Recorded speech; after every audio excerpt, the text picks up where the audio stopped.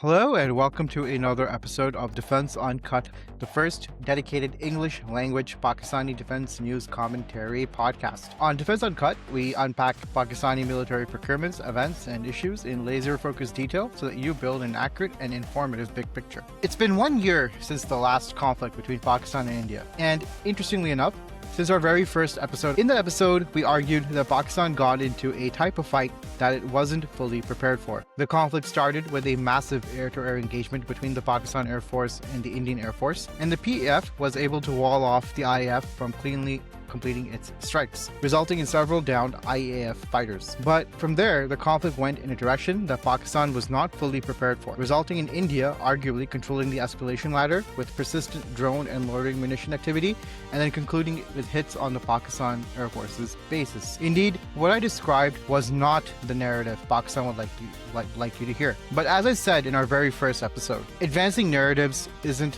Quwa's mission. Instead, our goal is to advance the best outcomes, especially for Pakistan's key decision makers. Having a clear-eyed, critical look at one's weaknesses and humble awareness of fleeting advantages makes for the best outcomes. With that said, I think the last 12 months of procurement activity and planning indicate that Pakistan has learned its lessons and adapted to the new reality. From revealing a new supersonic cruising missile to doubling down on drone-led tactics to building out the PAF fighter fleet and much more, you'll get a good sense from our discussion that the next fight will be a very different one.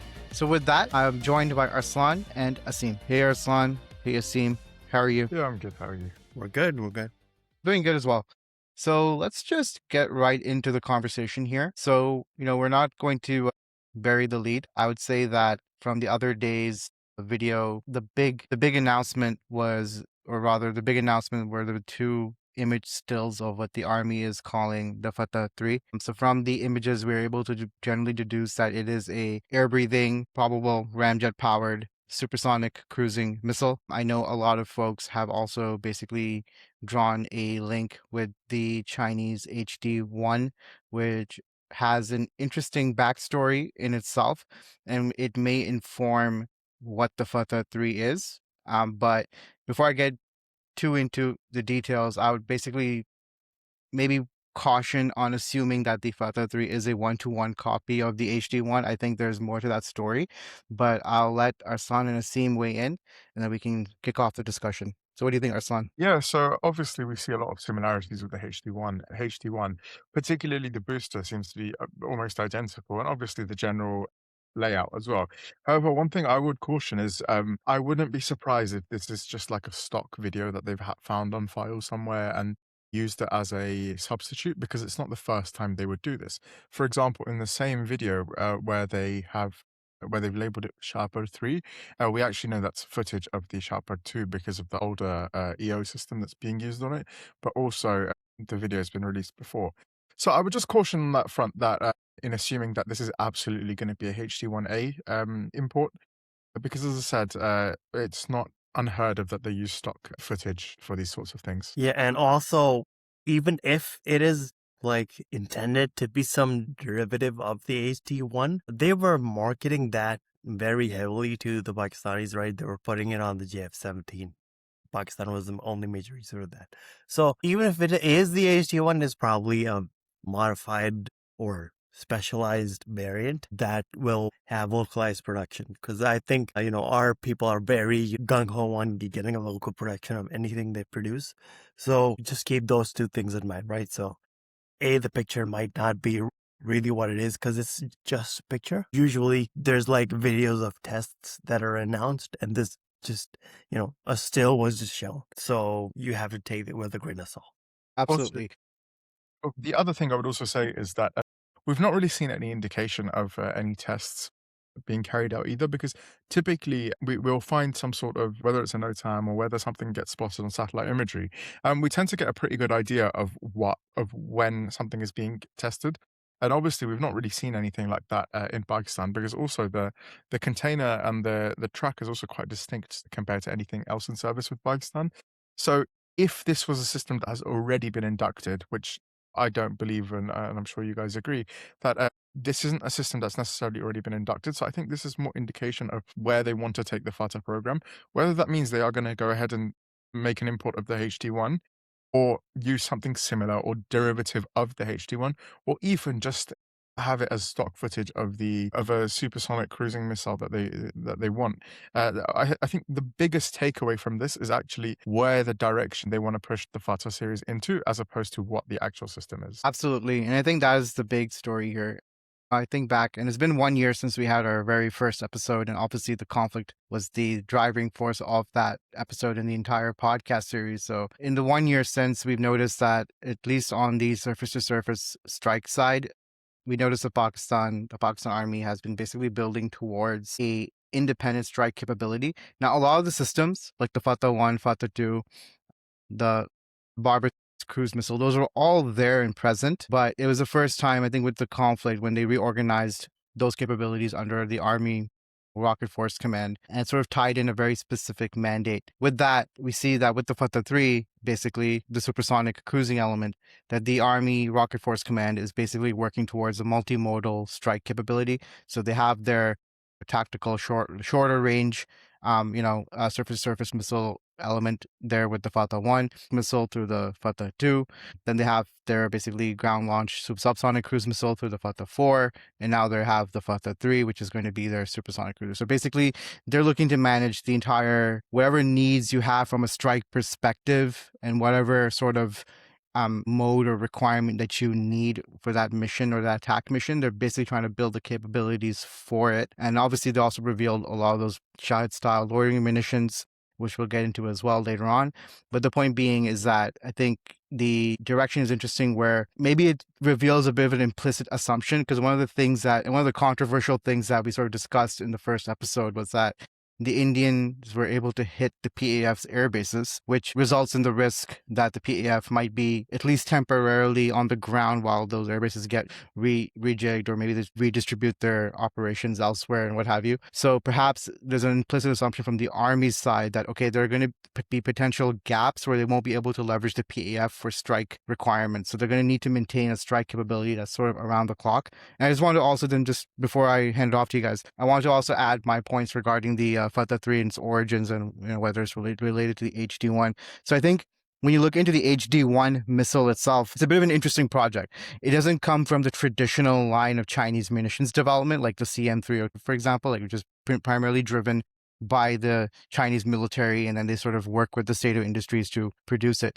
The HD-1 was basically designed and developed by this mining company. And what that tells us is that this mining company, obviously they don't have supersonic wind tunnel facilities and ramjet engine development bureaus within their own auspices. Rather, I think what happened was that this company decided that it would go through the Chinese commercial market, look through all the suppliers. It found that there's enough out there to go and basically develop a supersonic cruising missile.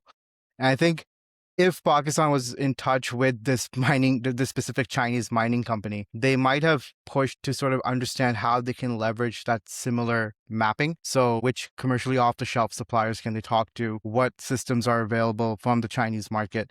And maybe through a NESCOM designed project, bring those Chinese inputs together to produce a more original missile. And the reason why I flagged this as a possibility is also that the HD-1 was revealed nearly 10 years ago, meaning that some of its subsystems like the guidance, the seeker, they might be from an older technology stack, and now the Chinese are producing newer stuff like active ESA-based seekers, for example. So perhaps to more directly map against India's emerging capabilities with the BrahMos, NESCOM might have interest in trying to secure the newer Chinese inputs to develop the Fatah 3 and something more with a newer starting point. So it could also have an active ESA seeker, for example, potentially. So I think those are some of the thoughts that I have on like both ends, basically. What do you think? I'll start with you, Aseem. Correct me if I'm wrong, but the HD-1 and its derivatives are not in service with the Chinese, right? Yeah, no, they're not. It's an export-only project. Yeah, so that is even more evidence that it is going to be tailored to Pakistan's needs, and putting that together with the fact that it was developed by a mining company, right? So I really think there's more to it than what is being revealed. And I think that's worth keeping in mind that, as Arslan alluded to, that this could be a little bit further out than people expect, but I think the signaling here is more important. The point being is that at least the army wants to establish that to India, that whatever capability that you have, we are going to have a very comparable analysis capability. So don't assume that just because you can leverage the BrahMos, you can leverage your guided rockets, that you can leverage your guided ballistic missiles, that we won't be able to fire in a very similar way. So that's one aspect. The other aspect is that I would also not, I would also frame the Chinese equation a bit differently than traditionally. Traditionally, the way our relationship with the Chinese was that we would buy a Chinese weapon system and then produce it under license. It would be a Chinese copy, and just the conversation would go from there.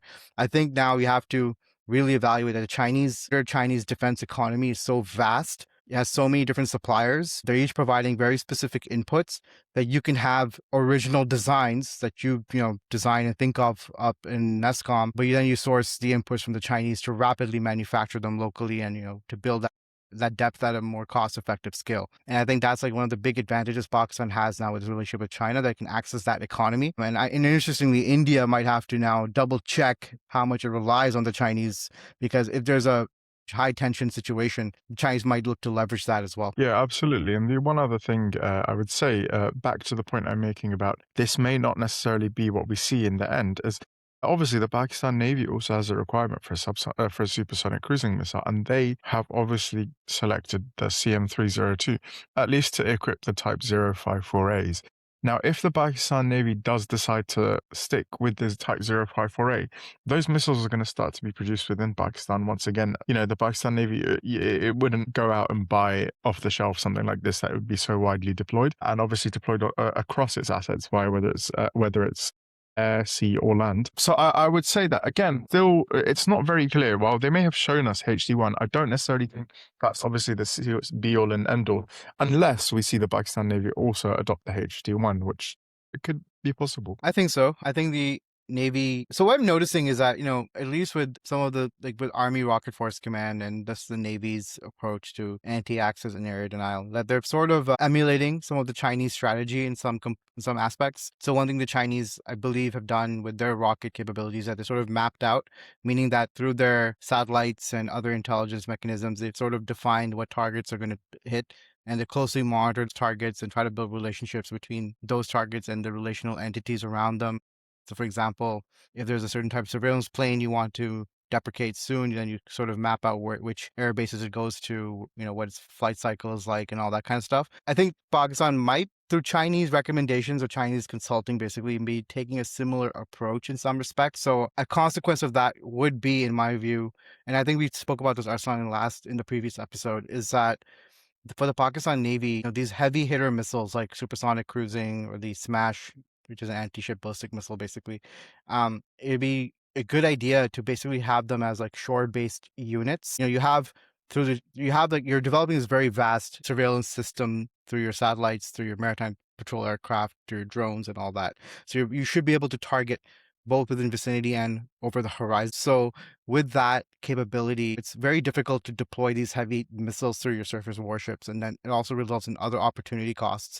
So maybe the alternative could be that you just have a lot of these stationed all throughout the coast, basically to sort of deny as like that last layer of denial, right? Just one thing that I thought of while you were talking about that was, so there's two kinds of like systems that you develop. And so one is the kind that you develop or induct and you advertise as a deterrent, right? So you say our missile can reach this many kilometers, or we can do this, we can do that. And then there's another capability that you induct secretly, which is meant as a trap. Like, for example, the range of the PL-15, right? Because I believe that was kept classified and used in a way that was not expected by the enemy. Maybe this is hopium, but the Fatah 2 and the Smash are basically identical airframes, right? The differences are in the internals. Externally, they're the same. So it stands to reason that a ground launcher for the Fatah 2 can very easily or without any modification whatsoever launch a Smash. And the plan really is to have a bunch of shore-based Smash systems, but they aren't being revealed or are not going to be revealed unless they're used in a conflict. So that's just like my maybe hopium or maybe the truth. Just an idea. No, definitely. I think that's plausible. And And I just want to like circle back on one thing that the army needs to, and NESCOM, GIDS, whoever you are, you need to figure out the naming conventions here because this is getting a bit confusing and unnecessarily so. I think I'm very sure that when the Fatah 1 was revealed back in 2021, the whole idea was that that guided MLRS system that was a 200 odd diameter missile would basically be like the next Fatah 2 would just be the extended range version of that. And then suddenly in 2023, 2024, they decided to make the tactical ballistic missile Fatah 2. And then you have in the Navy Smash. I think they need to break these out into different families. I get there's a rationale of presenting the Fatah series as a conventional series. That's fine. But I'm sure there are more words within the, Urdu, Persian, Turkish, Arabic vocabulary that you can use to basically give these different names. They are distinct. And I think especially as you start developing, because for example, I take the example of the Fatah 2 Smash line. That I think is mapping out pretty closely to the way the Iranians developed their ballistic missiles from like the 2010s, basically. So there's that potential where this will essentially evolve into longer range ballistic missile variants, right? Using the newer technology stack and what have you. Are you going to call that like the Fatah 2 extended range or the Fatah 2 super range? Like it should basically have a different lineage where you split them out and that way you have, for example, be whatever the name of that missile would be, just go through the sequential sequencing. And same with the supersonic cruising line, especially if you have airborne variants or are you going to give those a different name. So I think that needs to be cleared out. But I definitely agree with you, Aseem. That is definitely plausible. And what's interesting is that, back in 2024, when they revealed that original Fatah 3, which I believe became the Abdali weapon system, because if you look at again, the range map out was identical. That missile had a range of 450 kilometers. This one, I think they wouldn't want people, or maybe do want people to believe it's HD1 because that would make the range limited to the 300 kilometer limit. But at the same time, I think they would want more than that. So I think it's like a very interesting sort of play that they're having here. And plus, who knows, right? Like, what if they're able to potentially get a scramjet engine through China? Maybe that maybe gives them high supersonic speeds as well. Yeah, and the other thing is, the problem is I see what they're trying to do here with the Fatah series is obviously try to imply that it's all one common platform, because we saw the redesigning of the Babur launch containers to be able to probably fit on the same track as the other Fatah series. So kind of like building a HIMARS type solution. However, as you mentioned, you create this confusion because the Fatah series was a very distinct platform, solid rocket, ballistics type stuff, not breathing, not cruise missiles. The other thing is obviously back to just emphasizing how far out this potential HD1 procurement is once again, to be a part of that Fatah family, from what we understand of the Fatah family, is you want that commonality between launch platforms and want it to be able to so you'd need to then go look at redesigning the launchers like you did with Barber for them to be able to fit onto that common platform. So again, I still think this is probably quite far out, and it's kind of what Pakistan does is reveal a bunch of plans which might be ages away, but just go ahead and talk about plans, because that, again, it won't be the first time we've seen this happen. So just to start rounding out some of the Army's reveals here, they've also revealed that they are inducting, like, from what I can perceive, large numbers of basically Shahed-style loitering munitions of different range envelopes. So I'm not too familiar of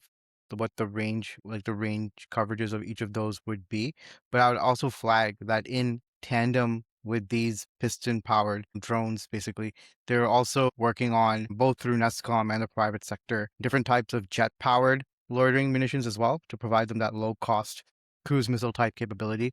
So, for example, we did see, towards the end of last year, the Sarfarosh or Sarkash series loitering munition or one-way attack drone. So that's a turbojet powered solution, has a range of about 1,000 kilometers. And then Wutech recently revealed the High Mark 25 turbojet. And then you also have the Delta Buzz, which is very similar in concept as well. So probably around the range coverages for those is anywhere from probably like about 100 to 250 kilometers. So I think that's another interesting side to this, is that in addition to those big hitter missiles, they've also been investing in these smaller, lower cost ones, probably as a recognition that they cannot solely rely on the big hitter like rockets and cruise missiles, because if those get intercepted, then you pretty much deplete your munitions stock. I think the idea is that they want to go in, sort of use mixed salvos, basically. So they would essentially launch these loitering munitions, hope that they absorb the bulk of India's air defenses, and then they would follow up with the surface-to-surface missile strikes. So what do you guys think about that? Yeah, I mean, So, yeah. go ahead, Aseem. Okay, so I've already discussed this offline with you, but sort of have strong opinions about these things. So the thing about these like loitering munitions is that they need to be deployed in very, very large numbers and for a very long time, right? That's what makes them effective. So the use of turbojets in almost all of these designs, right? Not all, but a lot of these designs is sort of concerning to me. So, and I feel like maybe the designers are falling for that age-old Pakistani trap where they design something that's very design heavy, but don't think about the production, right? Can they produce thousands of these things, right, per year, right?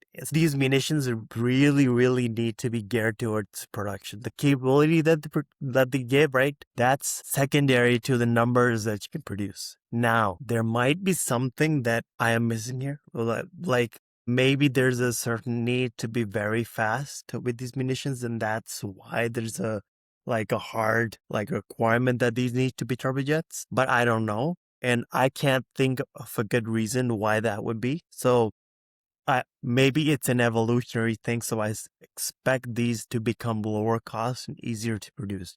Like they need to be as simple as possible, because that's the lesson that you should be picking up from the Russian-Ukraine war or the Iranian-American war. Yeah, and the other thing I would say though, a lot of the procurement has now turned towards these piston type drones. You can see so the Chinese have two distinct types of Shahed clone, right? So you've got the same large long range type. Norinco has one that has I think a 1,200-kilometer range, and then you've got smaller versions as well. And we can obviously see that through the video yesterday and other hints as well that they're purchasing a lot of these Chinese drones. But on top of that, we actually seen some new production facilities pop up in certain places in Pakistan, very significant production facilities as well. So clearly there's some indication towards the kind of scale that they're envisioning for these drones. The other new thing we've seen when looking back at last year is that finally the Yeeha series have a pneumatic launcher for them. No longer need a long runway for them to take off of anymore. So now we've got a pneumatic launcher for them. You're not relying on a runway, which from the outset was a ridiculous design, and I'm sure Aseem will be able to tear this apart better than me. Requiring a runway for a loitering munition is utterly ridiculous design, and thankfully this is something that they've also improved upon. But on top of that, there is also a new version of the Yeeha series as well now, which isn't in service with Pakistan as of yet, not that we know of, but we've seen it introduced by Baykar in Turkey, and we've seen some tests conducted. Whether it's something we see inducted or not in the future is yet to be seen, but there's some work going on from the lessons learned from May 2025. So, Aseem, just returning to your point about misdirecting the enemy, what I found interesting, because when you were talking about how we're seeing all these like jet-powered solutions, and then Arslan brought up the fact that there are these more traditional, slower Shahed-style ones. I kind of feel the army is doing something similar here. So where, if you notice, a lot of the attention from this perceptual standpoint has gone into these jet-powered loitering munitions, like the one-way effectors, basically, from the private sector or public sector. Like for example, the NASAP has been really talking about. Sorry, if you guys can hear the sirens, I'm not in Pakistan, so I'm not the one being booked here. So just so we're clear, the timing was fortuitous here. But anyways, yeah. So I think like what's interesting is that a lot of this attention, both from the private sector and public sector, has been going into these really fancy jet-powered munitions. Whereas in parallel or in tandem, that very quietly, like remarkably quietly, although, I think we've all probably seen some of those like discussions in the WhatsApps about, hey, like this stuff is happening, but none of us really spoke about it because it's so hard to verify. But it's now becoming pretty clear from the ISPR video that it is actually there, is that they are manufacturing the more cruder, slower powered, simpler drones in numbers. So I feel like maybe that could be a bit of a misdirect from them, is that, hey, we are making it seem that we're going into these like high cost fancy drones, whereas in reality we're sticking to the traditional stuff. That being said, I think it's from the European side because they're observing the Russia-Ukraine war. But the jet powered versions, although they're much more expensive, they serve a very specific purpose. And I think a lot of it is that the Russians have used them to sort of mask their actual cruise missiles. So because these are jet powered, they use subsonic engines, but they're just much cruder and simpler. They don't have the same guidance and warheads and what have you. But they fly at long range. They make it seem to the radar that they're the cruise missile, which then forces the air defense system to expend on them, while the actual subsonic cruise missile follows up. So I think that could be maybe the strategy that they're sort of thinking about. Yeah, definitely. So that's certainly the positive view of that things, and that certainly might be that's what's happening, right? So I sometimes tend to take the negative view of things, but yeah, certainly that is possible because yes, I do know, like, personally about the efforts that are going on inside Pakistan to establish production facilities for drones. So that is certainly happening. One more thing that jumping off what Arslan said about the landing gears is, I mean, to anyone, it is obvious that having a landing gear on a loitering munition that you were supposed to send out in numbers is an extremely stupid idea, right? And I would say even a pneumatic launcher is complicated, right? Because it's a big specialized piece of equipment that launches one drone, right? So I really think the Iranians have nailed down or refined their design a lot, and we should copy, copy has a bad connotation, but just learn from them, right? They just show up with a truck, and that truck launches like 5 or 6 shots, and this drives away, right?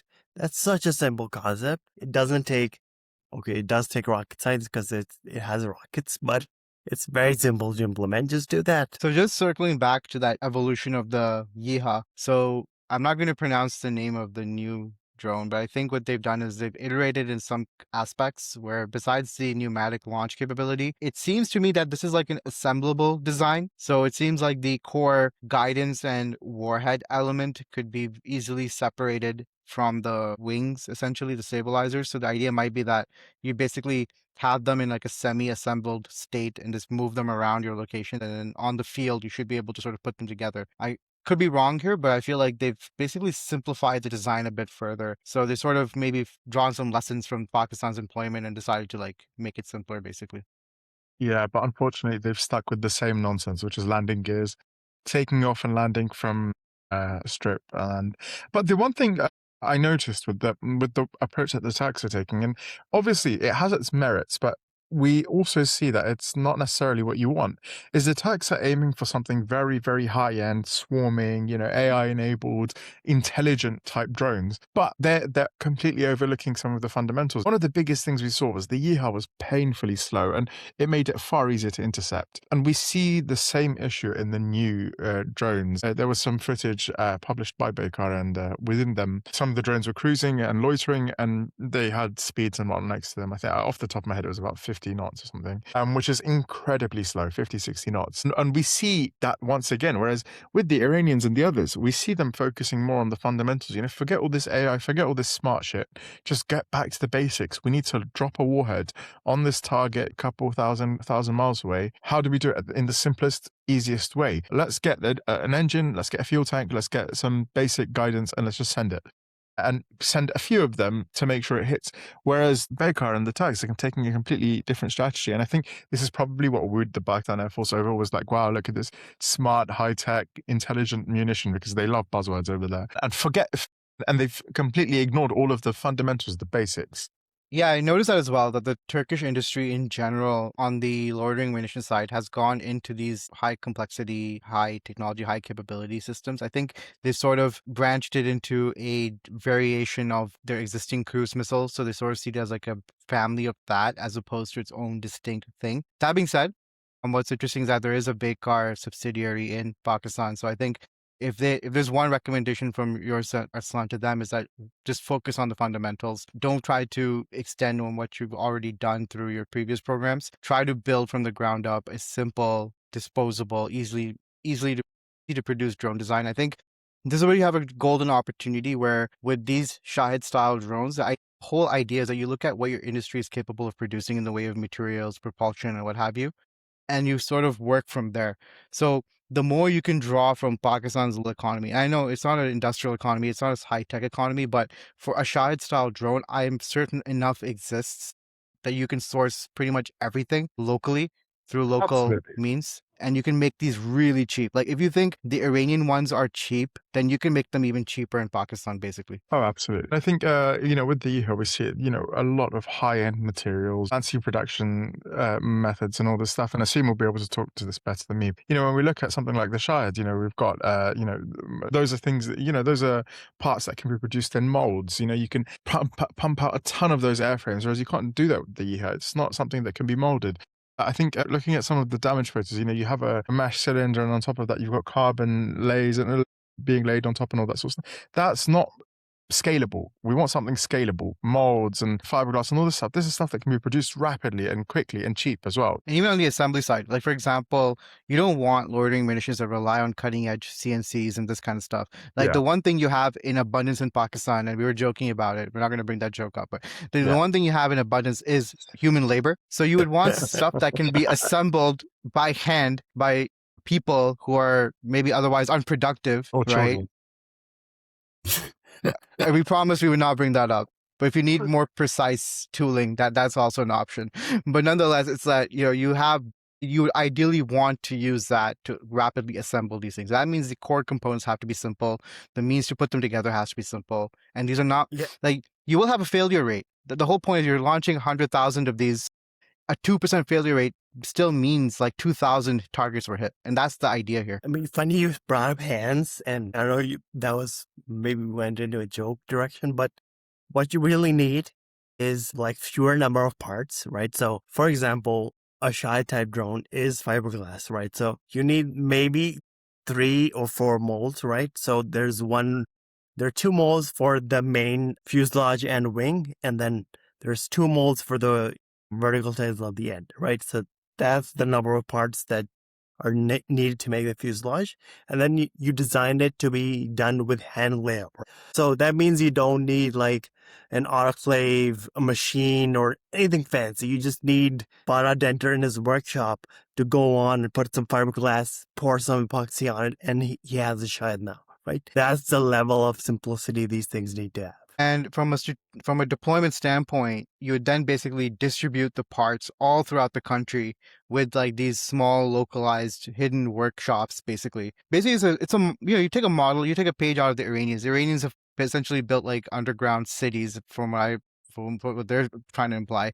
We might not be able to do that because we don't have that many of we don't have those kind of mountains everywhere. However, we do have tons of rural areas, hugely dense cities, which like Karachi it's a whole thing in its own self, right? You can hide a lot of these like production facilities, which are really just simple, crude, manual assembly sites. But that's the idea, is that is to reuse as much of what you already have to be as independent as possible. And if you can do that for whatever Pakistan offers, then you can bring these costs down to an astronomical degree, and that gives you another advantage that even your loitering munitions might not be as expensive, or might not be might be much cheaper than even the Iranian ones, which is like, that's the achievement here. And that, again, like, most of them are going to fail. The whole point is that, you're going to see like even a 99% failure rate. That's fine. But the whole point is that if you're launching 100,000 of these at a 99% failure rate, it still means 1,000 targets were hit. And that's the critical thing you want to achieve. Well, okay, just to be clear, we're not going to aim for 99% failure rate. That's too much.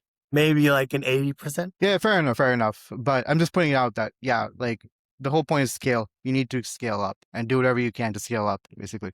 So I think we've touched on that. And we do know that the Army also revealed a whole family of Counter-UAS systems, basically. So with that, I believe the bulk of those, from what we can see, are basically the essentially soft kill methods for jamming the communication links and what have you. Anything you want to say to that, Arslan? Because there are not a lot of details available for all of them yet. There's not a ton of details out there in terms of the Pakistan Army's CUAS programs, but we know there's a lot of them, and it's something that the Army is placing a ton of emphasis on. In general, actually, the Army tends to be leading the drone front in a very different way to the Air Force and Navy. We see the Army going really, really heavily in on FPV drones, and other drone interception solutions like AAA queued by radar and EO. Almost, actually, you were joking that it seems like there's a Ukrainian advisor in the PA. But yeah, I would say they have both the Ukrainian and a Russian advisor, because the Russian advisor is guiding them on the supersonics and possibly hypersonic side of the equation, and the Ukrainian one is guiding them on the drones. Yeah, because honestly, there seems to be a ton of work. Just yesterday or whenever the video launched, they had unveiled like 8 or 9 different type of counter-UAS solutions, both in the lower sort of SHORAD type and then medium range type solutions as well, which is actually something we discussed in a previous episode, as you want local area defense and then wider area defense, particularly when it comes to drones also. So yeah, it just seems like there's a ton of work going on in that front as well. Lessons learned from May, but actually in May, the Pakistan Army's air defense has performed quite well against Indian drones. Of course, we'd seen some hits and whatnot, but overall, for a country that we didn't assume was ready for this kind of threat, they actually performed quite well in their defense against these types of drones, both soft kill and hard kill solutions. And what's interesting is that it is interesting that the Army has been pushing quite aggressively in the technology side of things. I think we can speak to this a little later as well once we get closer to the PAF side. Like, for example, in terms of the counter-UAS systems, they're investing very heavily in the electronic side of it. And then we also saw the mention of the Lance infrared SAM system, which appears to be their kinetic solution for this as well. And then they also have the drone interceptor. So they're basically drawing on a lot of different lessons. I think evidently observing the surrounding conflicts, whether it's Russia, Ukraine, or Iran and US, like whoever the planner is in these or the planners, they're doing a good job in observing these things and in translating the lessons through. I'd be interested in seeing how the drone interceptor stuff pans out, because I think, again, like, it's very funny. Like, the Army is taking this, Ukraine style, like, build simple, scale heavy approach, whereas the Air Force has this just concept, which, from what I understand, is like a drone that intercepts other drones through like air to air. So it's like, again, you see this like very big difference in like how they're approaching technology, but it seems like the Army is thinking of a world where they're going to have to fight a long war, it seems. And then they're really thinking about what did Ukraine do to sort of get through that? And we're starting to see the lessons translate a bit. So just one point I want to raise, because in the video, they also showed that Lone Ranger Z10ME. So what are you guys' thoughts on where the Z10ME program is going? I think, now I know folks are saying that it might be like a limited series production unit. It might be there for additional testing and teething. But I have a bit of a slightly more pessimistic theory, is that I think in the midst of all these procurement shifts, to me, it really seems like the Pakistan Army Aviation Corps has just not seen any investment. And I think a lot of what was maybe originally pipelined for them in terms of procurement funding has sort of been offloaded to other areas. So their stuff is still getting pushed back quite a bit. So as a result, the attack helicopter stuff is sort of again back into this evaluative cycle maybe, and they still haven't really figured out a way to, because they just don't have the funding yet. Yeah, so I sort of tend to think that that's probably what's going on, and the reason for that is probably a doctrinal shift. Because maybe the Pakistan Army has came to the conclusion that attack helicopters and all those things aren't going to make or play the role in these conflicts that they used to, and they're going to rely on the other things that we talked about, right? Their strike element. They have like a strike element that's independent of the Army aviation, right? They have like drones, they have these FPVs, all these things. Like, so I think there might be a doctrinal shift that reduces the faith in attack helicopters. I don't know how correct that's going to be. I guess the next conflict is going to show us that, but that's what I suspect is going on as well. So my hunch is that basically, look, if you were planning to use attack helicopters as this like anti-armor, anti-infantry defensive mechanism, I think that is ending, because you have so many other different assets that you could use for that. I think Army aviation as a whole needs to sort of be repositioned as less of this logistics nice to have thing and more integrated into the light commando battalion framework, meaning that it should be seen as this essentially this offensive arm that operates within the wider spectrum of the Army's operations to produce a very specific outcome. So for example, it would have been ideal from the Army's perspective, I think, that had in last year's conflict, while the air war was going on, while the Indian Air Force was ostensibly distracted by the PAF, that they would have been able to send like a rapid mobilizer, like a rapid mobility force across the line of control to sort of push the momentum and the issue of the conflict into India's side of the border. So the whole idea being is that, as opposed to India focusing on escalating the fight against Pakistan on Pakistani territory, they have to sort of eject a Pakistani presence in Kashmir, and that sort of would define the rest of the conflict. So the would have been ideal was that you would have had Army air assault groups using the light commando battalions, using transport helicopters, using attack helicopters to sort of help them out and do some localized suppression to go in and, just establish that presence and create some issues there. Now, the thing is, that's such a nice to have scenario. It's a very nice to have. It's not a must have at this moment, But I do feel that maybe the Army is sort of, because they do follow a lot of what the U.S. Army does. They're following a lot of that, they use that as a playbook sometimes. And I think that's where they're seeing things are going. Now, in that context, I really do hope they at least get the transport utility helicopter stuff sorted out. I think that is going to be much more valuable in the immediate run than attack helicopters, because that's what you need to lift troops from A to B. I think it's going to help as well from the counterinsurgency and Afghanistan standpoint, the whole look west thing as well. So that would be the starting point. From there, I think, yeah, I do think there's a place for attack helicopters, just not as like this generalized defensive wall type of mentality. Even Ukraine is moving towards the Viper and Venom combination. They themselves see there's a role for this, but it's not in the traditional sense, I think. Arslan, any thoughts? No, to be honest, I hold a slightly different view in the sense where I still think that the Pakistan Army Aviation will receive the investment and they will end up going for an attack helicopter solution. However, I don't necessarily think that the Z-10 has been selected or will be inducted necessarily, because what this kind of feels like now is it's just another sort of trials and evaluation type process. With only one unit being seen, there's no reason why they couldn't have, at this point, we couldn't have seen deliveries of further units. It's not like the production line is backed up or anything. So to me, this kind of just feels more like a test and evaluation process, with feedback then being provided at the end of the period like it was the first time, and then a decision being made whether to further procure, if not look towards other options, of which there are now. Yep, definitely there's some dark horse candidates out there like Leonardo with the AW249. There are also, for example, the Turkish programs for sure. And maybe even the Americans, they might be able to loop back with the Americans again. I think that would be their preferred outcome, because those helicopters are so widely adopted and used everywhere that they're probably the most affordable in the long run to employ. So now to the next big topic, it's the PAF. It's one I think is close to everyone's heart here and close to many of our listeners. One thing that we've been writing on Quwa in the midst of the chatter about the J-35 potentially coming within 1 or 2 years, in the midst of all that chatter, the one thing we've been discussing at Quwa is that the priority needs to be the 4 plus 4.5 generation fighters. The priority needs to be the J-10 and JF-17. And more than that, we anticipated that the J-10 and JF-17 will be front-loaded in procurement well ahead of any J-35 or next generation fighter purchase. So, Aseem, Arslan, what are your thoughts on that? I'll start with you, Aseem. Honestly, that press conference felt like a breath of fresh air, because it felt like someone who was intelligent, smart, and knew what they were talking about, and were talking about practical things and not like a fanboy, which is a lot of what we see sometimes, right? With, ISPR likes to brag. I mean, that's their job, right? It's marketing. But this was a very no-nonsense, no marketing, matter-of-fact, like statement of things that seemed very logical.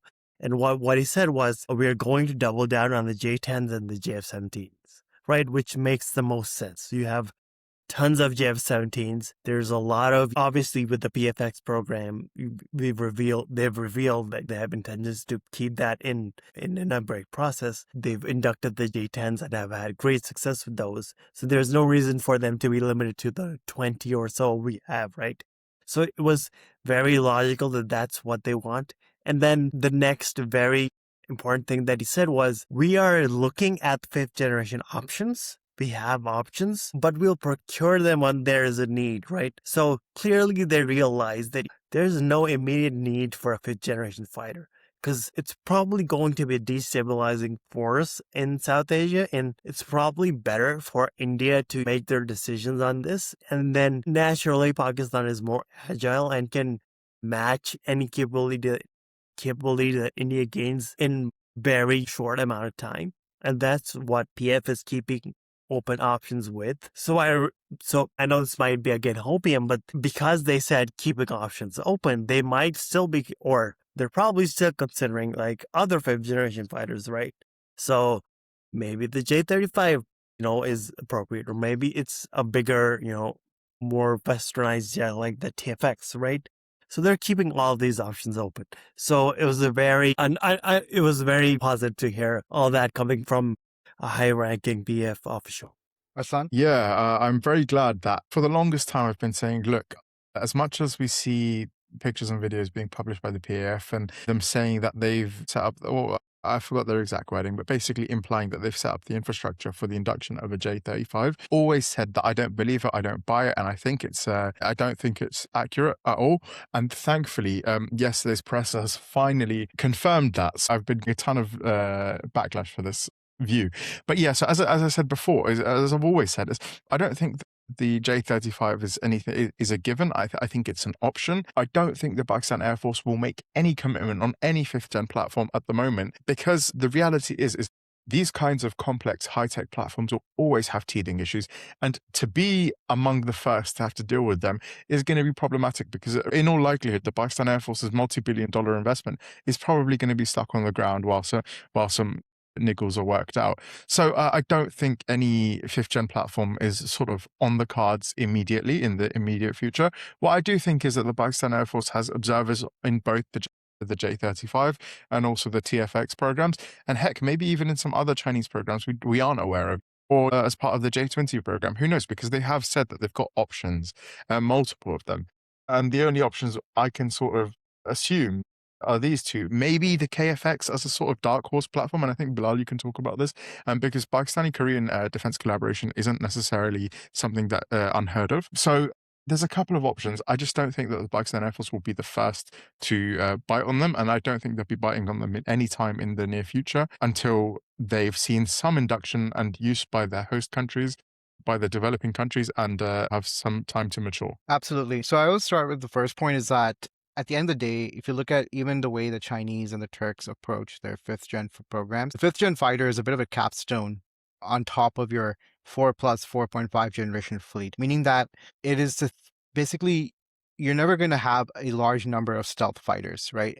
And what I mean by that is not necessarily on the paper. The thing is, these fighters are quite, like, they're more advanced from a generational standpoint, but then with that, the maintenance, the turn time, and all of those things are also much more complicated. A fighter like the J-35, if it's a true stealth fighter, right, it's going to basically be, I don't want to call it a hangar queen, but the point being is that it's going to be on the ground for a lot longer than, let's say, a JS-17 or J-10 is between missions, right? Basically, you have to prepare that fighter for a very specific set of missions. It's not like a thing that goes out every couple of days in the air to go and fight. It's really designed to be part of a pre-planned strike package, right? And the thing is that you'll never have enough, even the US does not have enough of those to create what they would call, or what we would call, critical mass, meaning that you would use a J-35, it would go into India's air defense system, it would go and find some critical radars, maybe some batteries, hit those and get out. From there, you need a follow-up. Now you have the Army, they have a follow-up. Well, the Air Force also wants to build the follow-up. So what we wrote about in Quwa was basically that the Air Force's follow-up takes two modes. One is you want to increase the number of your 4 plus 4.5, whatever, let's say current generation platforms like the JF-17 and J-10. You want to increase their numbers to such a degree where they can both absorb potential losses, because those will occur. You have to, at the end of the day, you're not going to be invincible in the air, right? You will lose fighters, right? And then also to have a high sortie rate, meaning that you have a high availability rate. So with that, you want ample numbers of both. So what we say is that if you look at any time the PEF has paid for its own fighter planes, right? So outside of the US Defense Assistance Program in the 50s, it always sort of plans for around 80 to 90 units. It was no different for the J-10. There was no way they would have bought the J-10 had they not planned for 80 to 90 units. And those 80 to 90 units have to come up sometime somewhere. And now I think the PF has signaled that, okay, they're going to come up, right? They're going to take the priority. And then with that, you want to expand the number of JF-17s. You have older JF-17s that might need replacing, like the Block 1s. There's not much of an upgrade path for those. Those were rolled out as an immediate capability requirement. They're quite different from even the Block 2s, comparatively speaking, or relatively speaking, and definitely very different from the Block 3s, right? So you'd want to produce more of the Block 3 variants because those are going to last longer. They're built on a newer architecture, like the newer fly-by-wire system and what have you. And you would want more of those to help build that, what I call a bit of a defensive wall. So every time the IAF comes with a big formation, you're able to mount a big formation. And also, the way I kind of see it, I think the PF, although the J-10s are capable of air-to-surface operations, I think the PF has sort of understood that based on the experience of the People's Liberation Army Air Force, the J-10s are really well optimized for air-to-air. So the way I sort of perceive things moving forward is that, and that's how they used the J-10s in the previous conflict as well. It's primarily air-to-air. I haven't heard of them using them in air-to-surface. So basically the idea would be that in a future operation, you would have the J10s provide top cover, and the JF-17s become basically your munitions deployment donkeys, basically. Like, they're not donkeys, but you get the point. So they're meant to just deploy the Azubs, the CMs, or CM400 AKGs, the Rasubs, the Moors, eventually maybe even the Fatah 3s, who knows, right? They're meant to deploy all these. They're going to take the brunt of that abuse, basically, because they're low cost. You can replace them easily, relatively speaking, and that's the main fleet mass. From there, once you have that set up, then you add your J35 or your Khan or what have you, and then you have that entire system, right? And I think also it goes into the issue of timelines. Like, if you're the fighter that the J35 or Khan would essentially replace would be the F-16s. Really, those are going to become that's going to become more of a conversation in the 2030s, I would imagine, anyways. And by then, you'll have a clear idea of where these platforms stand. Now, as for the dark horse candidate, the KFX or the KF-21, I mean, that really depends on the U.S. If the U.S. wants to continue working with Pakistan and wants to continue working with the PAF, then that is an option, right? You don't have to sell the PAF F-47s or whatever. You can work through South Korea and allow South Korea to go and sell stuff to Pakistan. Because the thing with South Korea is that the only blocker, I would say, like, yeah, there's the Indian market pressure that's there, but the South Koreans don't care about that because the South Koreans come from a position of leverage. They have customers everywhere. Like, they are, after China, the next most scalable, economical defense producer in the world, right? I would argue. So they have a term. I think it was some Canadian author. He basically called them the arsenal of democracy. So you can tell that South Korea is where a lot of these countries are banking on now. South Korea is not pressured by India. They can, if India cuts them off a contract, they'll get it somewhere else, right? The real blocker has been America. So America is the one that I think there was at some point the PAF was trying to get like electronic warfare systems from South Korea.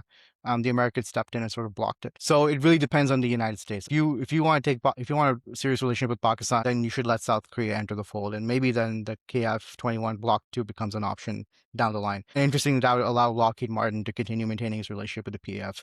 So that's my thoughts on those points, basically. So anything in addition to on the PAF front?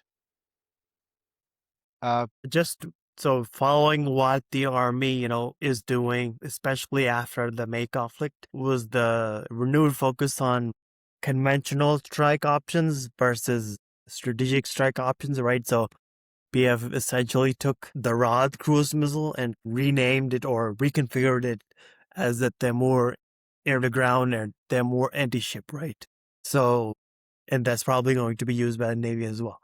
So I think that's a positive as well, right? So hopefully we are going to see a larger employment of Temur type cruise missiles in the next conflict.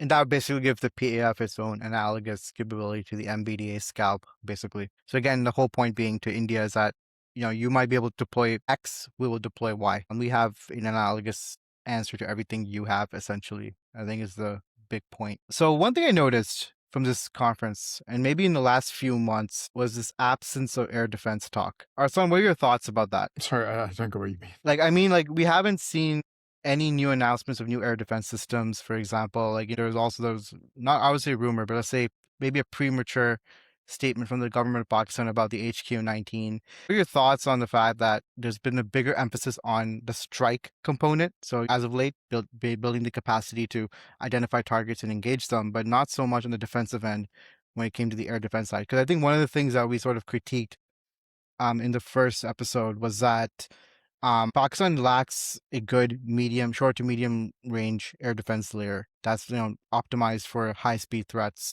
So we still haven't seen any announcement or indication from either the PAF or the army in regards to that. I think one of the things we've said quite a lot, and we spoke about this recently as well, is the Pakistan Air Force have been the Pakistan Armed Forces are quite passive in their response. What I would say is a good balance between having an offensive capability and a defensive one is probably the best solution for this kind of threat, right? Because we don't want to sit there and have to react to threats. While we see a lot of emphasis being put in towards the offensive capability now, probably the kind of calculus here is that, look, our current solution is good enough. It might not be amazing, it might not be the most reliable, but it's good enough. It does the job. However, what is severely lacking is our strike element. Now, just consider this, right? Look, the Pakistan Air Force, for example, its strike arsenal mainly consists of standoff range extension kits, for example, we don't necessarily see the kind of cruise missiles or the kind of intelligent munitions made for deep strike in service across the armed forces, right? Now we're only just now seeing the army and the air force mass produce their Fatah 4 and Timur and whatnot, because in its previous strategic role, obviously they were in limited numbers. So yeah, it just comes down to the fact that there's probably just not enough funds. The reality is there's probably just not enough funds to go ahead and bulk up your strike arsenal, which is seriously lacking. Your strike capability is seriously lacking, while also then bulking up your defensive capability. I think it's kind of now a case of just striking a good balance, because we obviously know that in the short to medium range air defense stuff, there's a lot of domestic work being undertaken as well via FARS, SL, and all these types of systems. So we see quite a lot of domestic work being undertaken. So it might also just be a case that there's not necessarily a pressing need to import these high cost items, and it may just work out better for the Pakistan Air Force and Army to purchase them locally when once developed, while bulking up that sort of offensive edge, which is what's been severely lacking, because a good offense is part of your defense as well, right? Absolutely. So speaking of the offensive side, Aseem, I think you might find this interesting. So, over the last year, there's been a serious bulk up in the way of satellite deployment. So obviously, I think the current spate of satellites, like the three EO satellites, the one S1 SAR satellite, the synthetic aperture radar, and the hyperspectral satellite, I think those were all planned prior to the conflict. I don't think they could just bring those together within a few weeks and launch them. I think those were all planned ahead of the conflict. But it's the forward-looking side of it. We had a discussion in regards to the interferometric synthetic aperture radar constellation, that PISAT program, basically. I would love to get your thoughts on, just because one of the things we noticed with the armed forces in the last year was that they weren't able to demonstrate the post battle damage assessment side of the equation, right? Because the images for those were like either through Chinese proprietary satellites, or because they may not have been allowed to release those publicly, or they were through these, commercial vendors who were not basically providing the images. So I think now that the armed forces have access to a proprietary sovereign controlled imaging setup, what are your thoughts on just all that? Yeah, so one thing that I should point out is that, like you said, these plans were put in place a very long time ago. So I would say more than a decade ago, because I remember I think it was 2013 or something, that the Pakistan Space Center was first announced. It was during the first PMLN government, right? The 2013 government, right? It was supposed to be built around Chakra, didn't anything come off it. But the point is that Pakistani planners were thinking about these things from back then, right? So more than 10 years ago. And I remember seeing like the design for the EO1 on the Soparco website, I think as early as 2019 or 2018. And that means that design was probably frozen back then. I mean, these satellites take like years to make, like I would think at least 5 years to make, right? So the fact that we have 3 of them in orbit right now means there's a lot of work that has been going on over the years to, build this capability up. So there's, I think, 2 reasons why this capability is being pursued, and one of them is much more important than the other. So I think with regards to what we had touched earlier, which is BDA for the public, yes, that is very important in the Pakistan-India context, because at the end of the day, all that matters is what you can show. So BDA is extremely important. But I think at a practical level, what they're after is closing, excuse the use of cliche, closing the kill chain, and BDA for actual military use, right? So basically you want to double tap the target, right? If it doesn't go down.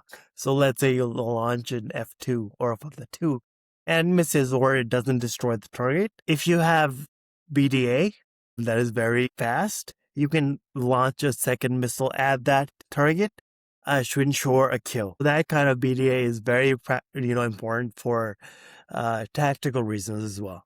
So I think it's a mix of both things driving this capability. And I think, as you've discussed this earlier as well, this is a capability that is going to require continuous investment, because satellites, have limited lives. So clearly funds are being earmarked for this.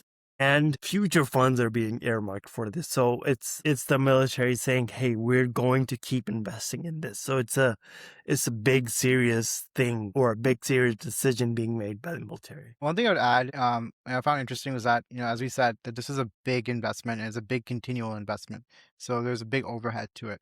But I wonder to what extent the armed forces found that, okay, this is costly, but it is not as costly in real terms as trying to build the biggest munitions stockpile, especially of those advanced munitions like the Fatah 2 and what have you. So maybe they came to the conclusion that, look, let's focus as much as we can in perfecting the ability to find and track our targets so that we can make the most of our limited stockpiles. Like, what are your thoughts about that, Aseem? Yeah, I'm sure at some point they are doing trade studies to figure out, do we blindly fire 15 Fatah 2s, or do we fire 2 Fatah 2s with some satellite coverage to ensure that we're targeting correctly? So I'm sure they've done a trade study on that. And maybe they've realized it's much harder to scale production of, lots of munitions as opposed to, launching a couple of satellites and just maintaining them, especially because we're not really investing in or at least currently in the launch infrastructure, which is a very large part of the cost. So we're lucky to have China with us, so we can just ask them to launch our satellites. So I'm sure they've done this trade study, and I bet the answer to that really is, hey, you do need some level of ISTAR capability to, see the enemy in, not real time, but, very recent, really fast update times. So one other thing I've noticed still to this point is there's always been this thing that hasn't seen as much attention, maybe because we were able to offload some of it to the Chinese, has been on the satellite communications front, both communications and navigation location capabilities. Now, I understand with SatNav, we're basically being able to sort of leverage it to the BDU system. And we've also developed infrastructure for the BDU system through basically retransmit terminals, like the SBAS system essentially. We decided that we're going to basically rely on the BDU system. I guess SatNav, although they have done studies on a national SatNav, I think that was just untenable at this moment. But the other side is SatCom, which is where as we depend more on drones and we have more air assets from special mission aircraft to ostensibly apparently even fighter aircraft, from what I'm understanding based on the ISPR footage from the PAF, basically, is that we're trying to connect more and more platforms to satellite communications. And I don't know if and its derivatives are designed to handle that kind of bandwidth in addition to their civilian output. So I wonder if the next phase is going to involve dedicated military satellites, basically, or communication satellites, essentially.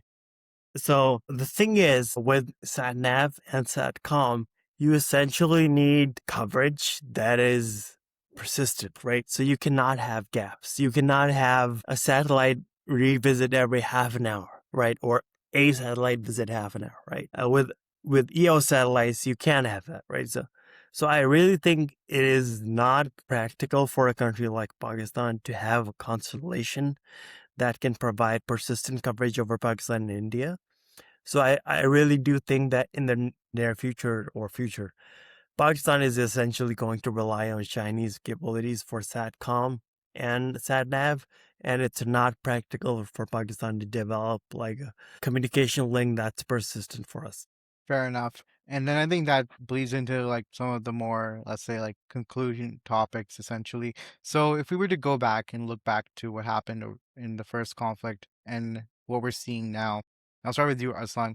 Do you assess that the Pakistan military has learned some lessons and has begun to sort of course correct or adapt to the situation? Yeah, I mean, I think the biggest example of this lesson learned is the rocket force and the Pakistan Armed Forces repositioning of itself from a defensive force into a sort of defensive, offensive type force, where a lot of emphasis is being placed on its strike capabilities now. But also the scale of drones is another thing we're seeing. Post-conflict, we've seen, as I said, we've seen entire new production facilities go up. Huge production halls specifically for loitering munition type drones. So we can see a ton of investment. And not to mention the Pakistan Army's huge investment in FPV drones, which isn't a direct result of the last conflict. However, it shows that this posture is now starting to evolve into this more hybrid of offense now. With, as I said, the rocket force is the best example of this. We see a ton of scale. We see them scaling up their munitions production by also sharing between the armed forces branches. So seeing this scale up of munitions production is obviously a direct result of what we saw last conflict, where we saw a lot of munitions being expended on attacks on India, but also a lot of Indian munitions being expended on attacks on Pakistan. They know and they understand that any next conflict is going to be very munitions intensive. So they need to be able to scale these up, but also bringing the command of these munitions under one organization via the rocket force allows them to be able to be more effective in their strikes and not have to jump through as many hoops, for example, to be able to launch a strike. So yeah, I do see some improvements here. And obviously there's a lot to still go, but I'd say the rocket force is probably one of the biggest improvements. I think Aseem can probably talk even better about it than me. Yeah, Aseem, what are your thoughts? That's a big airplane. Sorry. I was a lot so no thoughts. I was just commenting on the airplane noise in the back of Arslan. Yeah, I live next to Heathrow, you see. I just thought Arslan was on a James Bond mission while I was being chased by Black Vigo. Anyway, so I would say, so I'll offer some concluding thoughts on the lessons as well. Definitely I feel there's been a shift now, not just from the armed forces procurement side, but from the policy side that they'll need to, and it goes back to a very early discussion we had, you and I, about controlling the escalation ladder. But I think it's sort of moved beyond that. I feel that the way these procurements are being done, and if you take the ISTAR layer plus the munitions plus the way the Air Force is building scalability and what have you, I think they've basically understood that at some point that you can't rely on a short war. I mean, the assumptions underpinning the idea of a short war are beginning to erode. Like, there is no functional international community that's going to step in, right? A lot of the ability to get foreign intervention to sort of de-escalate or do crisis management, it's contingent on the US. And that is, I would say, very dependent on American interests at any given moment. So you are essentially on your own. And the thesis that I laid out was that I think the planners who are driving these procurements are basically thinking that the only way they're going to blunt escalation is to essentially degrade India's warfighting as quickly as they can. And I feel like that's where a lot of these procurements are sort of all steering toward, is that, hey, can we hit those BrahMos firing units? Can we hit those aircraft on the ground? Can we hit those radars? Going back to the Army aviation conversation, is can we put troops on the ground across the LOC and just force his entire conversation back on India's side so that they are, if not come to the table, at least they are more focused on ejecting a Pakistani presence like the way it happened in 1999, as opposed to taking control of the conflict and basically driving the escalation and basically keeping our political leadership on the back foot and basically have them essentially come out and really perceptually look like as if they're asking for someone to come in and help them out, right, through an intervention. And I think that has been the thing that the procurement planners want to step away from, right? Because that immediately, it's when you have your foreign minister going out and saying, we're open to negotiations, we want to talk, that's such a weakening position. And it's not the position you want to show when you're against a belligerent adversary, right? It's not the kind of position you want to show. And I think that's where it is. The challenge, I feel, is that it's not the economic side, interestingly enough. As the stuff costs money, but the fact is you're right beside China, and you can probably negotiate with China an agreement that, hey, these procurements that we're getting from you, they're more of an investment to keep India occupied.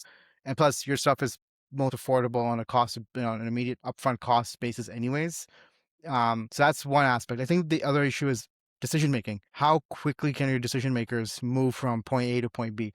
Like, will you have someone on the night of the next May 7th, May 6th decide that while the PAF is walling off the IF, that you go and do something across the LOC? Like, you literally send troops. Like, do you have someone who can do that? And I think that is the kind of operator. I'm not sure if we have those operators yet at the top concern.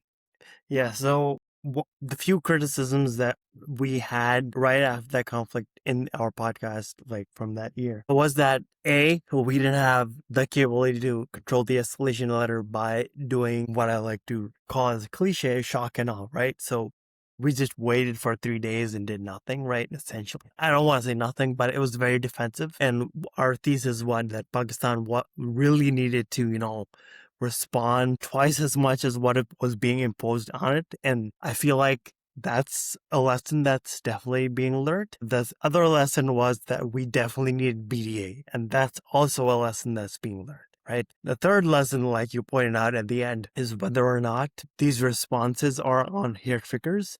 So, for example, I think I brought this up in like a very old podcast as well. These things are like plans are executed in exercises, right? So there's like a file or a mission that says, hey, strike this S-400 with a JF-17 or strike this ammunition depot with this F-2. So these are like mission objects that are pre-existing and are exercised. So the real question that you and I are asking is, are there plans like those in place for the Army Rocket Force Command? We won't know until the next conflict, obviously, because these are not going to be advertised. I suspect that there are, because I feel like that's the entire, or that's at least part of the reason for creating this command.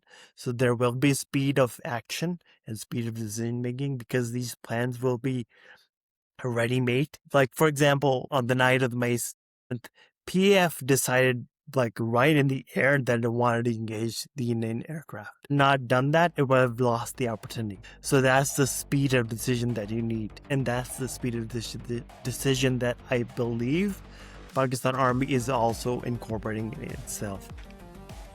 Thank you, Aseem. Thank you, Arslan. That concludes our episode for this week. Just to note, all of the things we've discussed in this episode and throughout the show generally are covered in far greater detail and depth on the Quwa website, which you can access at www.quwa.org. I strongly recommend you give us a visit for a weekly deep dive published every Friday and our regular news and analysis coverage, which is accessible through Quwa Plus. Quwa Plus is about $30 per year. It gives you access to our exclusive reporting, analysis, defense news, but also our Pulse Check podcast, where we go into the more of the structural side of Pakistan's policy decision making. So if all that interests you, definitely we fully appreciate the support, and we thank our current subscribers as well. And we're looking forward to expand our coverage and our output, especially in terms of on the field reporting. Once again, everyone, I thank you all for listening, and I look forward to connecting with you again next week. Take care. Goodbye. And that